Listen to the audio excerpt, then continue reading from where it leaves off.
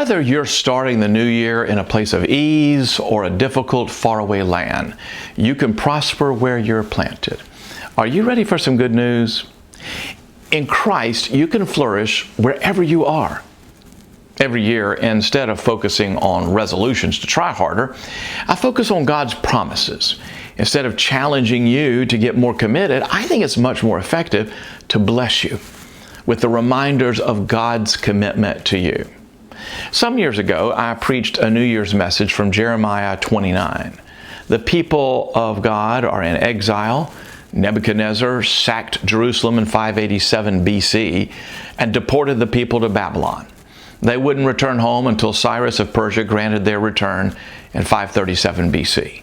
For 50 years, the people of God lived in a foreign land amongst pagan idols and unfamiliar people.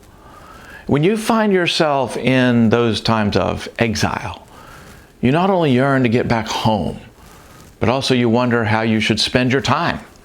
The temptation is to distance yourself from your surroundings, to withdraw and wait for life to begin again once everything is normal. But that's exactly opposite of what the Lord instructs the exiled Israelites to do in Jeremiah 29.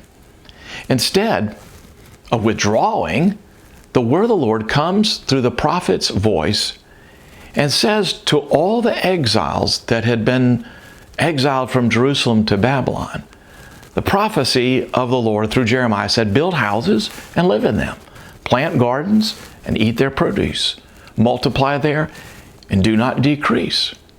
The prophet goes on to say, seek the welfare of the city where I've sent you into exile and pray to the Lord on its behalf for its welfare.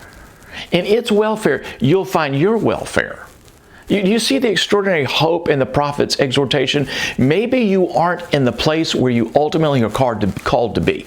Maybe you're single and you want to be married. Maybe your job isn't your ultimate vocation.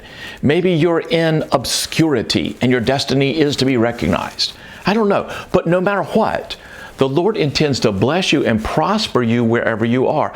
No Babylon can keep you from being blessed and being a blessing. That's a good promise for the new year, and that's the gospel. That's today's daily devotional, and you can get more like it by clicking right here. Better yet, subscribe and start out this whole new year by getting good news every single morning. Have a great day.